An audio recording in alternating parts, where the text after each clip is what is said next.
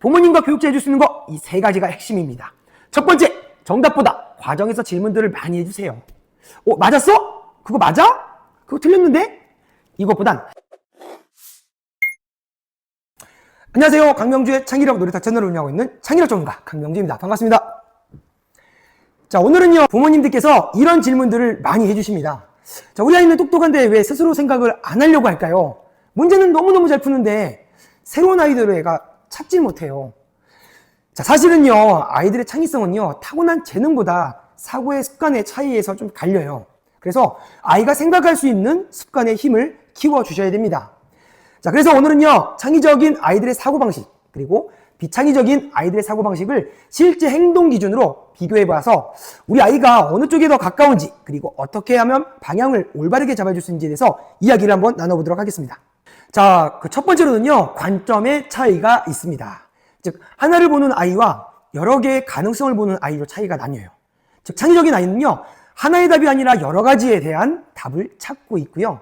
문제를 게임처럼 즐기면서 새로운 시도를 즐깁니다. 즉, 실패를 두려워하지 않아요, 전혀. 그리고 다른 방법 찾아보지, 이런 생각들을 많이 하고요. 이렇게도 해볼 수 있지 않을까? 라는 질문들을 많이 던져요. 즉, 회복 탄력성이 좋고 스스로 실패를 두려워하지 않고 도전하는 걸 즐깁니다.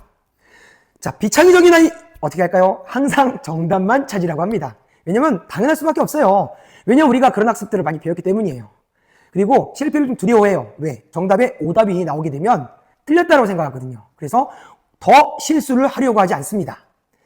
자, 익숙한 방식이 아니면요, 굉장히 불안해요. 그래서 학습이 좋은 친구들도 사실 창의적인 생각들을 하게 되면 이게 무슨 정답이지? 어떻게 찾아야지?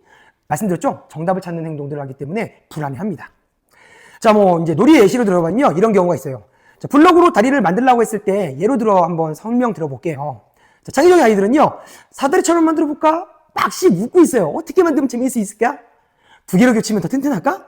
막 무너지면 다시 완성해보고, 이렇게도 보고, 뒤집어도 보고, 실패해도 계속 시도합니다.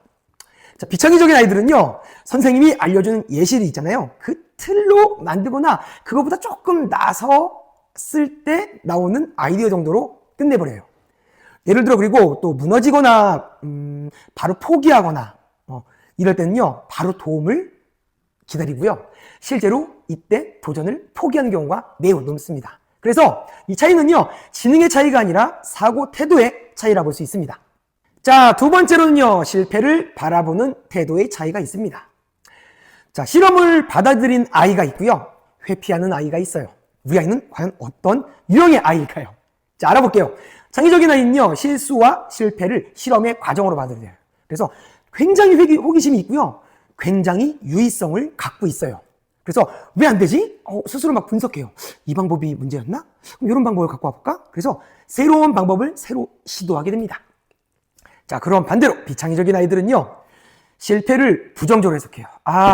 실패했어. 나 안 되나 보다. 너무 어려워. 그러면서 자기 합리화를 만들기 시작해요. 그래서 시도 자체를 굉장히 리스크로 생각하고 줄여요. 자, 실제로 예를 들면요, 종이컵 타워 만들기라는 게임이 있다고 할게요. 이게 종이컵 쌓는 거죠.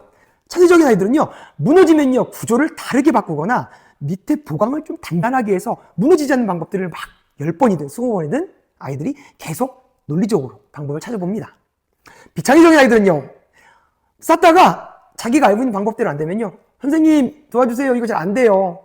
이거 어려워요. 이거 그만하고 싶어요. 이렇게 돼요. 이때 중요한 건 결과가 아니라 다시 생각하고 수정하고 경험을 얼마나 많이 해봤냐의 차이입니다. 자, 세 번째로는요, 정보 활용 방식을 바라보는 태도의 차이가 있습니다. 즉, 연결하는 아이가 있고요, 그대로 저장하는 아이가 있어요. 자, 그럼 어떤 유형인지 한번 볼게요. 창의적인 아이들은요, 다양한 정보를 아이디어로 연결할 수 있습니다. 평소 경험, 놀이, 질문, 사고, 이 모든 것들이 융합이 돼서 자산이 될 수 있어요. 그래서 이거랑 더하는 건 어떨까? 예를 들어 연필이랑 예를 들어 휴지심이랑 어떻게 융합해볼까? 그걸 갖고 뭘 만들 수 있을까? 이런 식으로 사고를 연결하게 돼요. 비창의적인 아이들은요, 정보를 외우는 데 집중합니다. 학습이죠. 그래서 배운 내용을 그대로 재현을 하려. 왜냐면 그 내용을 똑같이 재현하게 되면 학습은 되었다 생각하거든요. 그래서 새로운 조합이나 확정해서 굉장히 좀 어려워합니다. 왜냐면 내가 배운 틀은 이렇게 네모나게 만들었는데, 자, 한번 만들어 보세요. 그럼 네모는 만들 수 있거든요. 그래서 이 네모가 다 아닌가? 그럼 여기다 귀를 이렇게 만들어주면 어떻게 돼요? 네모난 토끼 귀가 되잖아요. 이와 같이 사고의 연결이 조금 떨어질 수 있습니다. 자, 뭐 한 예로 들면요, 동물 제재로 활동했을 때 창의적인 아이들은요, 새처럼 날아다니는 자동차를 만들어 보는 거 어떨까? 즉 레고를 주면요, 자, 동물로 만들어 보세요. 그러면 막 새로 만들고 있다가 갑자기 자동차가 막 붙어요. 그러면 두 가지 범주가 붙어서 굉장히 융통성이 좋고 유창성이 좋고 독창성이 좋은 아이디가 될 수 있어요. 그래서 기존의 정보를요, 막 여러 가지 융합하는 힘이 강합니다. 하지만 비창의적인 아이들은요, 동물을 만들어 보세요. 그러면 진짜 예쁜 동물을 만들어요. 똑같이. 토끼도 만들고 원숭이도 만들고. 그래서 정교성은 매우 좋은데 아이들이 표현하는 거나 새로운 걸 만드는 거에선 매우 어려워합니다. 그래서 창의성은요, 지식의 양이 아니라 융합 그리고 연결력이라고 할 수 있습니다. 자, 다음은 결국 차이를 만드는 거 핵심을 말씀드리면요, 창의적인 아이들은요, 여러 가능성을 탐색하고 실험을 하고 연결하고 확장할 수 있는 힘을 갖고 있습니다.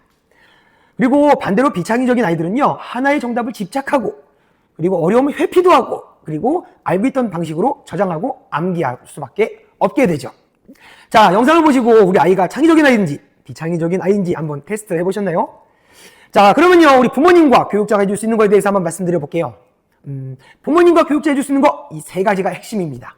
첫 번째, 정답보다 과정에서 질문들을 많이 해주세요. 맞았어? 그거 맞아? 그거 틀렸는데?